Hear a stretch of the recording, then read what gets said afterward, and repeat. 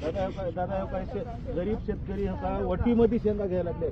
कोणी सोनं सुद्धा असं बघणं ठेवणार नाही. स्वतःच्या साडीच्या वटीमध्ये ह्या पद्धतीनं शेतकरी असं पूर्ण पाणी गेलेलं होतं. पाणी गेलं का सालभर कष्ट करून काहीच नाही आम्हाला. मावशी तुम्ही रडू नका. अवघड झाले साहेब आम्हाला आता हे जगणं.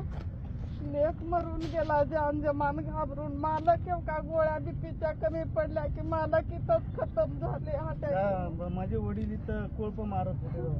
असं दुःख लय वाटायला हे गेलं आता. काय झालं? कधी झालं? अटॅक 1 वर्ष ऑपरेशन झालंय का? करायचंय का? नाही वादामध्येच कोळप मारत आता का एवढी गाव आहे शेतामध्येच मालक खतम झाले. अटॅक आला दादा. सोयाबीन गेल्यामुळे ओटीमध्ये हो दाखवता येईल. ओटीमध्ये जमा करायला आता काय सोयाबीन काय करायला कोण घेईल आमचं आता हे कोण काय देईल आम्हाला. जगाव कसं आणि आता सालभर असं कष्ट करून. अजून भाऊ होता? 2 भाऊ आहेत. एक मुंबईला होतं कामाला. त्याला पण अटॅक करून त्याला पण वारला. कसं गेलं?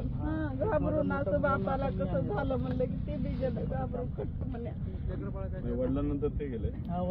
वडील आधी गेले की त्याने बी गेलं. वर्षा 2 वर्ष खतम झालं घाबरं शिरून. मावशी किती एकर आहे जमीन आपली? आता मला दादा हे 1.5 एकर आहे. दोघांच्या वाटण्या आहेत. पूर्ण 4 एकर 50-60 हजार रुपये खर्च केला एकरी? होता. का total? नाही टोटल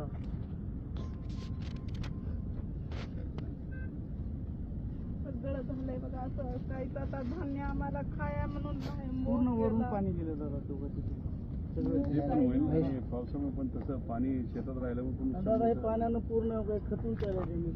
पूर्ण खड्डे होऊन पाणी